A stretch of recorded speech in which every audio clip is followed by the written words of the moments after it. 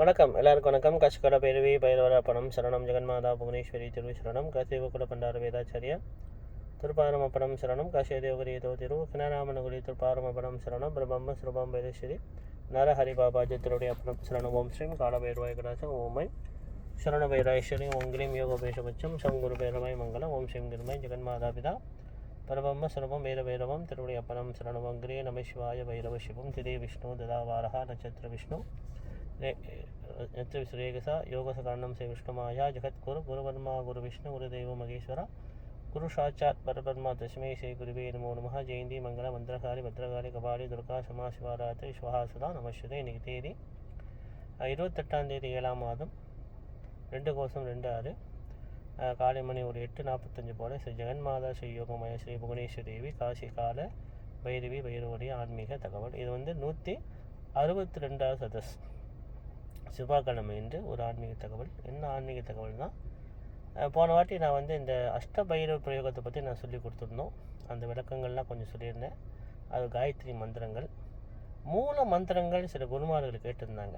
அந்த ஒரு பைரவோட நான் என்னோடய ஆர்டிக்கலில் கஷ்ட நிவாரணம் ஆபத்தார்கள் ஸ்ரீ காசிகால பைரவ் வழிபாடு முறைன்னு சொல்லி ஒரு ஆர்டிக்கல், நான் சொந்த ஆர்டிக்கல் நான் விளையாக்கியிருந்தோம். நானே எழுதி 2008 ஒரு பேசிக்கான ஒரு ஆர்டிக்கல் தான் நான் செய்தேன்.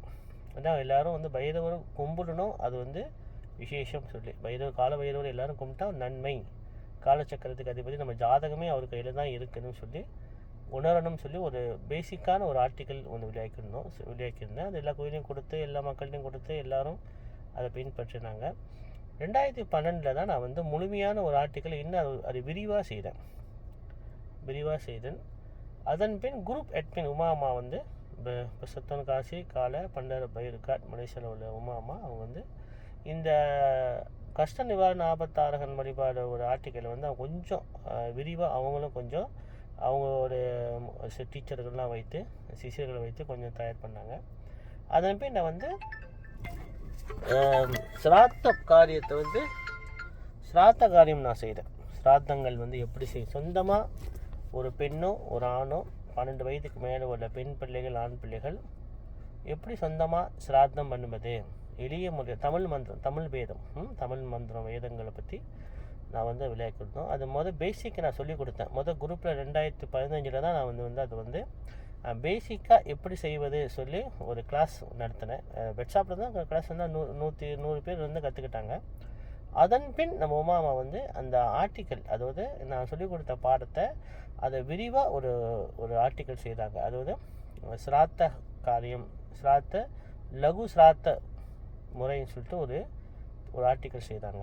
இப்போ யாருக்கு வேணும்னு சொன்னால் அந்த ஆர்டிக்கல் வேணும்னா, ஏன்னா நம்மளுக்கு அடுத்தது ஆடி அமாவாசை ஒரு முக்கியமான பூஜை வருது. அது முன்னோர்களை பாவித்து பூஜிப்பது. 2வது மகாலய பட்சம் சொல்லப்பட புரட்டாசி மாதம் வரும் மகா ஆலயம் சொல்லப்பட புரட்டாசி அமாவாசை பூஜை, அது சிராத்தத்துக்குள்ளது. அதுக்கடுத்து நம்மளுக்கு வருது தை அமாவாசை. இந்த தட்சிணாயன காலம் சூரிய பகவான் எப்போ கடகராசியை மேற்கொள்ளி கடகராசிக்கு சூரிய பகவான் உட்காரும் போது கால் எடுத்து வைக்கும் போது ஆடி மாதம் பிறப்பு ஏற்படும். அப்போ ஆடி மாதம் பிறப்பு ஏற்பட்டு துருஷா நம்மளுக்கு மார்கழி மாதம் தாண்டி தை மாதம் வரைக்கும் நம்மளுக்கு தட்சிணாயனம். இது மாத்ரு பித்ரு காலம்னு சொல்லுவோம். ஜோதிட அன்பர்களுக்கெல்லாம் மாத்ரு பித்ரு காலம். அப்போ இந்த காலத்தில் நீங்கள் பார்த்தீங்கன்னா முக்கால்வாசி பண்டிகைகள்லாம் நம்மளுக்கு முன்னோர்கள் வழிபாடாக தான் வரும். என்செஸ்டர், நம்மளுடைய ஆத்மாக்கள், முன்னோர்களோட ஆத்மாக்களுடைய வழிபாடாக தான் நம்மளுக்கு வரும். அது எல்லோரும் நல்லபடியாக என்னோடய வழிபாட்டில் சேர்ந்த புவனேஸ்வர் வழிபாடு சேர்ந்தவங்க முடிஞ்ச வரை சொந்தமாக சிராத்தம் பண்ணுறாங்க. வீட்டுக்கு வெளியே தான் செய்யணும் சிராத்தம். ஏன்னா இந்த தர்ப்பண காரியங்கள், இந்த சிராத்த காரியங்கள், திலாயாகங்கள் வீட்டு உள்ளுக்கு செய்யக்கூடாது, வீட்டுக்கு வெளியே தான் செய்யணும். பெஸ்ட்டு அதான் சிறந்த முறை. அப்புறம் ஆத்தங்கரை வர இல்லை கரைக்கறி ஓட்டை செய்யக்கூட உப்பு கற்று பசுமாட்டு தொழுவோம், மலடி வாரம், மற்ற இடம் எந்த இடமும் செய்யலாம். ரொம்ப பெஸ்ட்டு ருத்ரபூமியான சுடுகாடு. அது ரொம்ப அது விசேஷம். சிலர் சுடுகாடு அப்படி இப்படின்னு அது ஒரு பக்கம் இருக்கட்டும், நம்ம விட்டு இருக்கட்டும். அப்போ இந்த சிராத்த காரியத்தை மேற்கொள்கிறவங்க வீட்டில் எந்த ஒரு ஃபங்க்ஷன் செஞ்சாலும், இப்போ எடுத்துக்காட்டு ஒரு கேக் கொட்டுறாங்க, பிறந்தநாள் கொண்டாடுறாங்க வச்சுங்களேன். ஒரு பிறந்தநாள் கொண்டாடும் போது கண்டிப்பாக அந்த குடும்பத்தார்கள் அந்த பிள்ளைங்களும் 3 நாள் முன்னுக்கு முன்னோர்கள் பாவித்து சிராத்தம் வீட்டுக்கு வெளியே செய்யணும். அது ஒரு குழந்தை பிறந்தாலும் சிராத்தம் பண்ணணும். ஒரு கல்யாணம் பண்ணாலும் சிராத்தம் பண்ணணும், கருக்க பிரவேசம் வீடு வாங்கினாலும் சிராத்தம் பண்ணணும். 3 நாள் முன்னுக்கே சிராத்தம் பண்ணி தான் ஆகணும். சிராத்தம் வந்து திருப்தி அடைங்கள், அது முன்னோர்களுக்கு கொடுக்க வேண்டிய பிண்ட தானம். இதுக்கு இன்னொரு பேர் வந்து நாராயண பலி. அது இந்த பிண்ட தானத்துக்கு பேர் நாராயண பலி. இது ரொம்ப ரொம்ப முக்கியம். அதனால தான் வீட்டுகளுக்கு வந்து படையல் போடாதீங்கன்னு சொல்கிறோம். இந்த படையல் வந்து ஏறக்குறை இந்த சிராத்தம் தான், படையல் ஏறக்குறை சிராத்தம் தான், அதான் போடாதீங்கன்னு சொல்லுவாங்க. சில பேர் கேட்க மாட்டாங்க.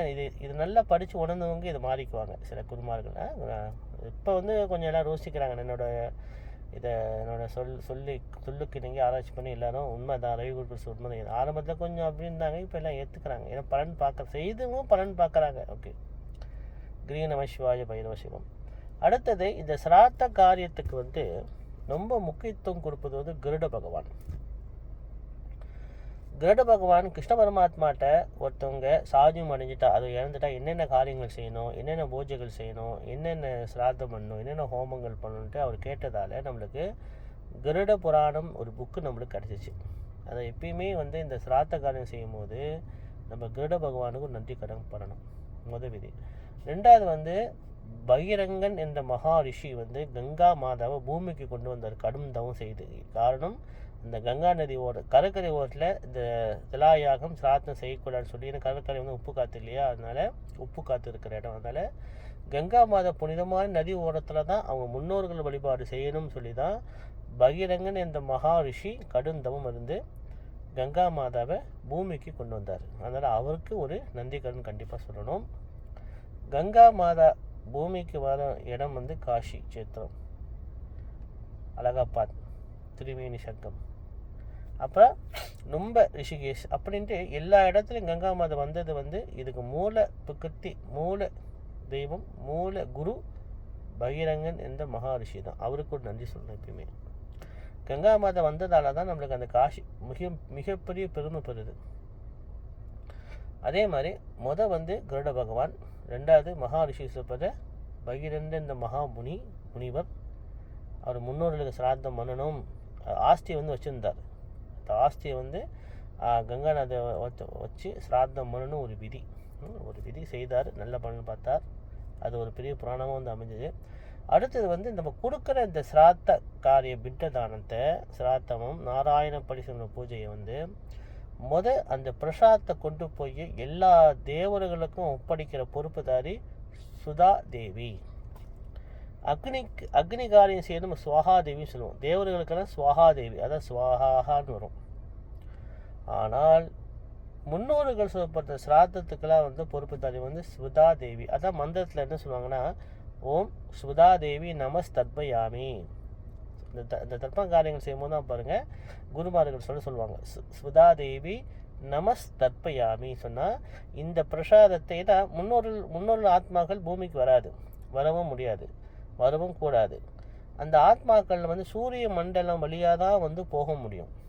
சூரியன் தான் நம்மளுக்கு குலதெய்வம். கண்கண்ட குலதெய்வம்னா சூரிய பகவான் தான், நாராயணமூர்த்தி, சூரிய நாராயணமூர்த்தி தான் நம்மளுக்கு குலதெய்வம். கண்கண்ட தெய்வம்னா ஒரு ஆள் தான்.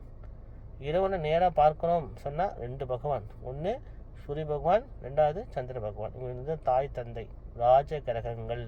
எந்த ஒரு ஜாதகத்திலையும் இந்த 2 கிரகம் கெட்டு போகவே கூடாது. கெட்டு போனால் வாழ்க்கையில் வந்து அவங்க கொஞ்சம் கஷ்டப்பட வேண்டிய சூழ்நிலை வரும்.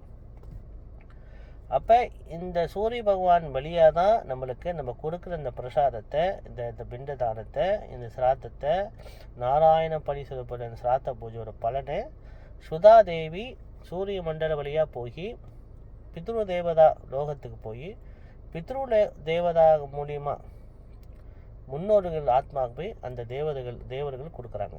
இதுதான் சரியான ஒரு வழி. இது கருட புராணம் படிக்கிறவங்களுக்கு தெரிய வரும். ஆனால் நான் கருட புராணம் படிக்கும்போது பெரிய புக்காக இருந்துச்சு, நிறைய விஷயங்கள் இருந்தது, நிறைய மந்திரங்களும் இருந்தது. ஆனால் இப்போ கருட புராணம் பார்க்க சின்ன புக்காகிடுச்சு, எல்லாத்தையும் குறைச்சிட்டாங்க. எல்லாம் குறைக்க மக்கள் இதை படிப்பதே பெரிய விஷயம், செய்வதே பெரிய விஷயம். அதுலேயும் எல்லாம் குறைச்சிக்கிட்டே வந்தால் என்ன செய்து எனக்குன்னு தெரியல. அதே மாதிரி இந்த தேவநாகரின்னு சொல்லி புக்கில் பார்த்தீங்கன்னா பிரதிஷ்டா விதின்னு ஒரு சில புக்கு, ஒரு தேவதைகளை வந்து எப்படி பிரதிஷ்டை பண்ணுவதுன்னு சொல்லி கிரந்தத்தில் வந்து பெரிய புக்காக இருந்துச்சு. இப்போல்லாம் சுருக்கிட்டே வராங்க, என்னன்னு தெரியல. சரி, பரவல பக்கம் இருக்கட்டும். கிரீ நம சிவாய பைரவ சிவம். அப்போ நம்ம வந்து எந்த ஒரு சிராத்தமும் நம்ம கண்டிப்பாக முக்கியத்துவம் கொடுக்கணும். அதே மாதிரி ஒருத்தர் வந்து தாய் தந்தையர் சாஜியம் அணிஞ்சிட்டார், இறந்துட்டால், இறப்புன்னு ஒரு வார்த்தை சொல்லக்கூடாது, சாஜியம் பைரவ சூசாஜியம் அணிஞ்சிட்டால் அவங்களுக்கு வந்து 13 நாள் சிராதம் பண்ணணும். அதுக்கு பேர் சமண்டீகரணம். 13 நாள் சிராதம் பண்ணணும். கடைசியாக 10வது நாள் வரைக்கும் அந்த ஆத்மா நம்ம கூட இருக்குமா, அந்த வீட்டுக்கு வெளியே நிற்குமா. வீட்டு வெளியே உள்ள ஏதோ மரங்களை தான் அந்த நம்ம பித்ரு தேவதா வந்து உட்காந்துருப்பாங்களாம். ஏன்னா இந்த தேவர்களுக்கு ஒரு விதம் பிடிக்கும், பித்ருகளுக்கு வந்து தண்ணியை ரொம்ப கண்டா பிடிக்கும். மரங்களில் உட்காந்துருப்பாங்க அந்த ஆத்மாக்கள். எப்படா நம்ம பிள்ளைங்க நம்மளுக்கு பின்னம் கொடுக்க மாட்டாங்க, நம்மளுக்கு சூஷ்ம உடல், அதாவது யாசக உடம்பு நம்மளுக்கு கிடைக்கணும். ஏன்னா யாசக உடம்பு அவங்களுக்கு கிடைக்கணும்னு சொல்லும்போது நம்ம பிண்டம் வைக்கதான் அந்த ஆத்மாவுக்கு வந்து ஒரு உடல் கிடைத்து, அந்த உடல் கிடைத்த பின் அவங்களுக்கு வந்து, அதாவது 9 நாள் சிராதம் பண்ணால் தான் ஒரு சுண்டு விரல் பரிசுக்குள்ள உடம்பு அவங்களுக்கு கிடைக்கும்னு சாஸ்திரம் சொல்லுது. அப்போ தினந்தோறும் நம்மளுக்கு அவங்களுக்கு சிராதம் பண்ணணும். அதாவது ஒருத்தவங்க சாஜியம் அணிஞ்சிட்டா அவங்க இறந்த நேரத்துலேருந்து நம்மளுக்கு முக்கியமாக இந்த 9 நாள் வரைக்கும் அவங்க கண்டிப்பாக வீட்டில் இருப்பாங்க. வீட்டுக்கு வெளியே தான் இருப்பாங்க நம்ம முன்னோர்களுடைய ஆத்மாக்கள். 10வது நாள் தான் யமதூதர்கள் வந்து கிங்கிரிகள் சொல்லுவாங்க. யமதூதர்கள் கிங்கிரிகள் வந்து நம்மளை கூட்டிகிட்டு போவாங்க. அந்த ஆத்மா கூப்பிட்டு போய் நம்மளுக்கு தீர்ப்பு வழங்குவாங்க. இந்த புனிதமான ஆத்மாவாக இருந்தால், நேராக சொர்க்கம் போகிறது ஆத்மா இருந்தால், அவங்களுக்கு வந்து தேவர்களே நேராக யமதர்ம சுவாமி நேராக வந்து வருவாராம். எரும வாகனத்தோடு வருவாராம் அப்படின்னு சாஸ்திரங்கள், வேதங்கள், கிரட புராணம் சொல்லுது. ஆனால் காசியில் உயிர் விட்டால் யமதூதர்கள் உள்ளுக்கு நுழைய முடியாது, கால பைரவர் தான் தீர்ப்பு எழுதுவார்னு அது ஒரு சாஸ்திரம். அதனால் முக்காசி பெரியவங்க காசில் தான் போய் உயிர் விடணும் சொல்லி ஒரு நினைக்கிறேன். ஆனால் எனக்கு தெரிஞ்ச 2 தடவை வந்து ஒரு பெரிய வயசானவர் காசியில் வந்து சொந்தமாக உயிர் மாய்த்து கொட்டார். சொந்தமாக உயிர் அவர் வந்து இது பண்ணிக்கிட்டார். அது பெரிய ஒரு கேஸாக போச்சு. கேள்விப்பட்டேன். சொன்னவங்க வந்து ரொம்ப ரொம்ப நம்பிக்கையானவங்க, பழக்கமானவங்க. அதாவது சில பேர் காசியில் உயிர் போனால் நம்மளுக்கு புண்ணியம் சொல்லி, சில இந்தியாவில் உள்ள மக்களுக்கு அது பெரிய ஒரு நம்பிக்கை. சில பேர் எல்லாரும் இல்லை, சில பேர். அது மாதிரி 2 வாட்டி நான் கேள்விப்பட்டிருக்கேன். 2 வாட்டி நான் வந்து காசியில் போகும்போது மக்கள் சொன்னாங்க, உங்களுக்கு ஐயா இந்த வாட்டி வந்து ஒருத்தர் தங்கினார் வயசானவர், பாத்ரூமில் போய் அவரே தற்கொலை பண்ணிக்கிட்டு அப்புறம் அது பெரிய கேஸாக போச்சு. ஏன்னா காசியில் வந்து இறந்தால் முக்தி. காசியில் போய் ஏன் இறந்தா முக்தினா அங்கே பைரவரோட உயிரும். நம்ம ஏன் பைரவர் எல்லா இடத்துலையும் வச்சு பூஜை பண்ணக்கூடாது, நம்மளுக்கு பெரிய புண்ணியம் கிடைக்கும் இல்லையா. பைரவர் முத்தி ஒண்டி குடிக்க மாட்டார், 16 செல்வங்கத்தையும் கண்டிப்பாக கொடுப்பார். நம்ம சொல்கிற மந்திரங்களை பொறுத்து, நம்ம சொல்கிற வழிபாடை பொறுத்து. இப்போ நம்ம வந்து சிராத்த காரியத்தை அடுத்த ஒரு கிளாஸ் எடுங்கன்னு சொல்லி சில குருமார்களும் கேட்டுக்கிட்டாங்க, சில பொதுமக்களும் கேட்டுக்கிட்டாங்க, பைரவ வழிபாட்டில் உள்ளவங்க. ஏன்னா 2015 நான் வந்து ஒரு கிளாஸ் நடத்தினேன், எப்படி முத தர்ப்பணம் மட்டும் செய்யணும், எப்படி செய்வதுன்னு சொல்லி. அப்புறம் 2 பிண்டம், அப்புறம் 5 பிண்டம், அப்புறம் 10 பிண்டம் அப்படின்னு முறை சொல்லி கொடுத்தேன். இப்போ திருப்பி இந்த கிளாஸ் நம்ம ஆரம்பிக்கணும். இந்த சதஸ் 162வது சதஸ். ஓகே, வந்து தியானம். ஒரு பிரார்த்தனை நம்ம செய்யும் போது உயிர் வேணும். அந்த உயிர் தான் நம்ம ஏற்றுற விளக்கு. அதான் நான் அடிக்கடி சொல்வேன், எந்த கோயிலுக்கு நீங்கள் போனாலும் பழங்களில் சுவாமிங்களுக்கு விளக்கு ஏற்றுங்க. அது முக்கியமாக பைரவருக்கு கடைசியாக ஒரு பூசணிக்காய் விளக்கு, ஒரு தேங்காய் விளக்கு, இல்லைன்னா ஒரு பாவக்காய் விளக்கு எல்லாம் கொஞ்சம் கண்டிப்பாக ஏற்றுங்க. அது மிளகு கட்டி 5 எண்ணெய் கலந்து ஏற்றி தான் அது வந்து உயிர். அதே மாதிரி நம்ம சிராத்தம் ஆரம்பிக்கும் போது ஒரு சின்ன வெங்கல அகல் விளக்கில் ஒரு நல்லெண்ணெய் விட்டு திரி போட்டு தீபம் ஏற்றணும். தீபம் ஏற்றி நீங்கள் வந்து நந்தி கடன் உங்களுடைய சொல்லி கொடுத்த விநாயகருக்கு நன்றி சொல்லணும், மாதா புவனேஸ்வரிக்கு வழிபாடு செய்யணும், மனதில் நினைக்கணும், காசி கால பயிருக்கு நம்ம மனதில் நினச்சி, அதன் பின் உங்களுக்கு இந்த சிராத்தத்தை சொல்லிக் கொடுத்த குருவுக்கு ஒரு ஆத்மாக நன்றி சொல்லணும். இந்த சிராத்தத்தை யாரும் உங்களுக்கு சொல்லிக் கொடுத்தாலும் குருவோட ஆத்மாவுக்கு நீங்கள் உயிரோடு இருந்தாலும் அந்த ஆத்மாவுக்கு நீங்கள் நன்றி சொல்லணும். பிறகு குருட பகவானுக்கு நீங்கள் நன்றி சொல்லணும். அப்புறம் கங்கா நதியை பூமி கொண்டு வந்த பகீரண்ட மகாரிஷிக்கு நீங்கள் நன்றி சொல்லணும். அப்புறம் பித்ரு தேவதாக்கு நீங்கள் நன்றி சொல்லணும். பித்ரு தேவதாக்கு முன்னால் சூரிய பகவானையும் சந்திர பகவானையும் நன்றி கடன் சொல்லணும். அதுக்கு பிறகு கருட பகவான், அதன் பின் சத்யநாராயண சுவாமியான பெருமாள், சத்யநாராயணமூர்த்தி நாராயண சுவாமியை மனதால் நினைக்கணும். இப்போ இவங்களாம் நினைத்துட்டு தான் நீங்கள் இந்த மனதால் வீட்டுக்கு வெளியே உட்காந்து தான் நீங்கள் செய்யணும். அதாவது இந்த காடி பாட்டவங்களை வாஷ் அந்த இடத்துல நீங்கள் செய்யலாம். கோமியம் தெளித்து ஒரு விளக்கேற்றி வச்சு நீங்கள் சொல்லலாம். எப்படின்னா தமிழ் மந்திரம் தான். ஓம் விண்ணில் இருக்கும் முன்னோரே, மண்ணில் வந்து நிற்கும் நீவியம், என்னால் இடப்படும் இல்சாத பிண்டமும் திலாதர்ப்பணமும் தங்களுக்கு சேர்ந்திட வேண்டும், நாங்கள் நன்றாக வாழ வாழ்த்துவீரே. இது நீங்கள் பிரார்த்தனை பண்ணணும். இந்த ஆர்டிக்கல் உங்களுக்கு வேணும்னா உமாமாவை நீங்கள் தொடர்பு கொள்ளுங்கள். அவங்க புக் அனுப்பி வைப்பாங்க. அந்த புக்கு வந்து நீங்கள் குரு தட்சணை கொடுத்து எடுத்துக்கங்க. அதாவது அவங்களோட நம்பர் வந்து ஃபோன் நம்பர் 014-3-9-6-7-7. ரெண்டாவது மந்திரம் வந்து நீத்தார் நினைவோடு நெருங்கிடவாய் நாம் அளிக்கும் நீத்தார் எல்லுடன் நுனில் தற்பை யாவுமாய் மூத்தார் துதிப்பாடி மூலோரை நாம் படிவோமே. ஓம் சுதாதேவி நம்ம தர்ப்பயாமி. இந்த சுதாதேவி நம்ம தர்ப்பயாமி வந்து சொல்கிற அந்த வார்த்தை வந்து எப்போ வரணும்னு சொன்னால், தர்ப்பணம் பண்ணும் போதும் பிண்டம் வைக்கும் போதும் எள்ளு தண்ணி வர்க்கம் பண்ணும் போது தான் ஓம் சுதாதேவி நம்ம தர்ப்பயாமி என்று நம்ம சொல்லணும். அது திருப்பி நான் சொல்கிறேன். இந்த மந்திரங்கள் முதல் நீங்கள் கற்றுங்க. அப்புறம் இது காயத்ரி மந்திரம் வந்து ஓம் தத்புருஷாய வித்மஹே மம ஜென்மே ஓம் தத்புருஷா வித்மஹே மம ஜென்ம மாத்ரு பித்ரு நரக விமோகாய மோட்சகதி சித்தாய தீமஹே தன்னோ ருத்ர பிரச்சோதயா. இதுதான் நீங்கள் வந்து இந்த காயத்ரி மந்திரத்தை 108 முறை நீங்கள் சொல்லணும். ஓம் முதல் தியானம் சொன்னல, தியானம் என்பது பிரார்த்தனை. மனதால் நீங்கள் கை கூப்பி வானத்தில் உள்ள சூரிய பகவானை பார்த்து இந்த பிரார்த்தனை நீங்கள் பிரார்த்தனை மந்திரம் நம்ம சொன்னேன் 2 மந்திரம். அடுத்த காயத்ரி மந்திரம் ஓம் தத்புருஷாய வித்மஹே மம ஜென்ம மாத்ரு பித்ரு நரக விமோகாய மோட்சகதி சித்தாய தீமஹி தன்னோ ருத்ர பிரச்சோதயா. இந்த மந்திரத்தை மட்டும்தான் நீங்கள் 108 முறை நீங்கள் சொல்லணும். வீட்டுக்கு வெளியே ஆணுங்களாக இருந்தால் நல்ல வேஷ்டி கட்டி உட்காந்து, இல்லைனா கீழே உட்கார போடல, ஒரு மனக்கட்டை போட்டு உட்காரலாம். சில பேர் கால் வலி உட்கார போட்டால் ஒரு நாக்காளி போட்டு உட்காரலாம், தவறு இல்லைங்க. ஆனால் இந்த விளக்கு வந்து கொஞ்சம் மேஜையில் வச்சு நீங்கள் உட்காரும் போது இந்த பிரார்த்தனை மட்டும் நீங்கள் பண்ணணும். இதான் ரொம்ப முக்கியம். அதுவும் இந்த காயத்ரி இந்த தியான மந்திரத்தை இந்த பிரார்த்தனை 2 முறை சொல்லிவிட்டு இந்த காயத்ரி மந்திரத்தை நீங்கள் 108 முறை சொல்லணும். இது சொல்ல உங்களுக்கு வித்தியாசம். சில பேர் இது பேசிக் அடிப்படை நீங்கள் தெரிஞ்சுக்கணும். அடிப்படை ரொம்ப முக்கியம். அடிப்படை தெரிஞ்சுக்கிட்டது தான் பேசிக். இந்த மந்திரம் நீங்கள் கற்றுக்கிட்டு அப்போ நீங்கள் செய்யணும். சில பேர் வந்து ஐயா எனக்கு மந்திரம் வாயில நுழையாதியா, அது அந்த கதைலாம் சொல்லாதீங்க. இன்றைக்கி வந்து நம்ம தமிழவங்களை விட நம்ம ரிஷிகள் நம்மளுக்கு எழுதி போச்சு இந்த பொக்கிஷத்தை, இந்த வேத மந்திரத்தை மற்ற மதத்துக்காரவங்க இன்றைக்கி சிறப்பாக சொல்கிறாங்க. எனக்கே ஆச்சரியமாக இருக்குது. ரொம்ப சிறப்பாக வெள்ளைக்காரங்களாம் வந்து யாகமே நடத்துகிறாங்க சொந்தமாக. நம்மளுக்கு ஆச்சரியமாக இருக்குது. இல்லைடா இவ்வளோ அழகாக மந்திரம் படிக்கிறாங்களே. நம்ம தமிழவங்கள்ட்ட சொன்னால் பல காரணங்கள் எல்லோரும் இல்லை, பல காரணங்கள் வாய நுழையாதுன்றாங்க, எனக்கு டைம் இல்லைன்றாங்க, எனக்கு நேரம் இல்லைன்றாங்க. இப்படியே சொல்லிக்கிட்டு இருந்தால் எப்போ தான் புண்ணியத்தை சேர்த்துக்கிறது எனக்குன்னு தெரியல. எல்லா வழிபாட்டுக்கும் முதல் வழிபாடு சிராத்தம் தான்.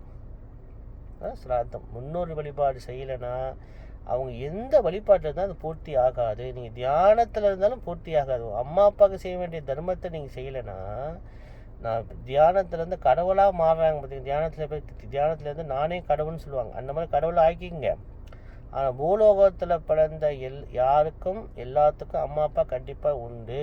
அம்மா அப்பாவுக்கு செய்கிற தர்மம் செய்யலைன்னா நீங்கள் கடவுளானாலும் அது உங்களுக்கு முக்தி கிடைக்காது, உங்கள் பிரார்த்தனை நிறைவேறாது. ரொம்ப ஏழ்மை, எனக்கு பணமே இல்லாதவங்களுக்கு இந்த வழிபாட்டுக்கு நீங்கள் செலவு பண்ண அவசியமே இல்லை. உங்களுக்கு இந்த வழிபாடு நான் சொல்லி கொடுக்குற வழிபாட்டில் நீங்கள் நம்பிக்கை பக்தி இருந்தால் மட்டும் போதும், பலன் பார்க்கலாம். எந்த ஒரு செலவில்லாத நீங்களே ஒரு குருக்களாக மாறணும். எல்லா குடும்பத்துலேயும் ஒரு குருக்கள் இருந்தால் தான் இந்த வழிமுறைகளை நீங்கள் கற்றுக்க முடியும். இது வந்து 3 மந்திரம், 2 தியான மந்திரம், பிரார்த்தனை மந்திரம், ஒரே ஒரு காயத்ரி மந்திரம். காயத்ரி மந்திரம் 3 மந்திரம் இருக்குது. நான் ஒரு மந்திரம்னு சொல்லி கொடுக்குறேன். இதை மட்டும் நீங்கள் மனப்பாடமாக நீங்கள் இந்த ஆடியோ வந்து கேட்டு நீங்கள் இதை நீங்கள் நல்லா மனதில் பிரார்த்தனை வைக்கணும். ரொம்ப கஷ்டம் இல்லை. ஆனால் தீபம் ஏற்றி வச்சு நீங்கள் பிரார்த்தனை மட்டும் நீங்கள் செய்யணும். அதை பேசிக்காக நீங்கள் சொல்லி அதை அந்த பலன் பார்த்துட்டிங்கன்னா எப்படின்னா வாரத்துக்கு 2 முறை செய்யுங்க, இல்லை 3 நாள் செய்யுங்க, தவறு இல்லை, செய்யுங்க. இது உங்கள் முன்னோர்களுக்கு நீங்கள் அப்போ எப்போ செய்யலான்னு கேட்டால் 24 மணி நேரம் செய்யலாம். ஆனால் என்ன ஒன்று, நீங்கள் வீட்டுக்கு வெளியே செய்யும் போது அக்கத்து வீட்டுக்கு கச்சோர் இல்லாமல் டிஸ்டர்ப் இல்லாமல் மனதுளுக்கே நீங்கள் சொல்லணும். ஏன்னா அவங்க ராத்திரியில் சில பேர் செய்யும் போது அவங்க தூங்குவாங்க, நம்ம கத்தி மந்திரம்லாம் படிக்கக்கூடாது. நம்ம செய்கிற எந்த ஒரு பூஜையும் மற்றவங்களுக்கு டிஸ்டர்பாக இருக்கக்கூடாது, ரொம்ப முக்கியம். அப்போ நீங்கள் என்ன செய்யணும்னா இந்த மந்திரத்தை நீங்கள் கற்றுக்கிட்டு தியான மந்திரம் 2 மந்திரம் கொடுத்தா அப்புறம் காயத்ரி மந்திரம் இது சொல்லுங்கள், உங்களுக்கு நல்ல பலன் கண்டிப்பாக கிடைக்கும். அடுத்த ஆடியோவில் நான் எப்படி 2 பிண்டம் வைத்து என்ன மந்திரம் சொல்லி இதை நான் வர்க்கம் பண்ணுறது சொல்லி நான் உங்களுக்கு சொல்கிறேன். காசிகால பைரவி, பைரவர் அப்படம் சரணம், ஜெகன்மாதா, புவனேஸ்வரி, திரு சங்கரி, ரமேஷ்பாய், பைரவ சிவம். இந்த சதஸ் 162 சதஸ். அதுவும் இன்றைக்கி தேதி 28 7 மாதம் 2/2 அதாவது ஜெகன்மாதா யோகமாய் ஸ்ரீ புவனேஸ்வரி தேவி காசிகால பைரவருடைய ஒரு ஆன்மீக தகவல். அதுவும் அடிப்படை சாத்த லகுவாக செய்வது, பிரார்த்தனை மட்டும் வைப்பது. காசிகால பைரவி, பைரப்ப சரணம், ஜெகன்மாதா, புவனேஸ்வரி, திரு சரணம், ஓம் கிரீம் நம சிவாய, பைரவ சிவம்.